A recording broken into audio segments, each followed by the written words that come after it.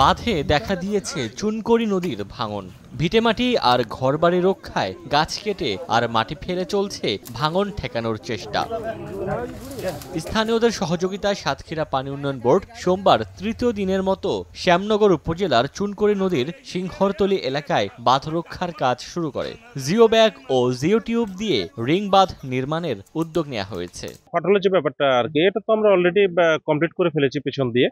সেটা বাদ যেটা করার দুর্যোগ যেটা হওয়ার সম্ভাবনা ছিল সেটা কিন্তু আসলে ঠেকানো গিয়েছে। তবে ভাঙন ঠেকাতে জোড়াতালি দিয়ে নয়, স্থায়ী টেকসই বাঁধ নির্মাণের দাবি জানান স্থানীয়রা। গরু খামার আছে, মুরগির খামার আছে, তার সব তো যাচ্ছে ভেসি। এখন আমাদের উপায় কি? ভাঙতে ভাঙতে আর কোনো জায়গায় আমাকে জায়গা নেই, নুড়ে বসার জায়গা নেই। সব বাচ্চা কাচ্চা নিয়ে আমরা এখন কোথায় যাব? আমাদের সেই পরিস্থিতিটা আমাদের একটু করে দেন, নাইলে স্যার আমরা কোন অবস্থায় হয়ে গেছি, আমাদের কিছু নেই। গত শুক্রবার রাতে নদীর জোয়ারে ভেঙে যায় বাঁধ। এতে ঝুঁকির মুখে পড়ে চুনকড়ি, হরিনগর ও মুন্সিগঞ্জ সহ উপজেলার বেশ কয়েকটি ইউনিয়ন। সময় সংবাদ, সাতক্ষীরা।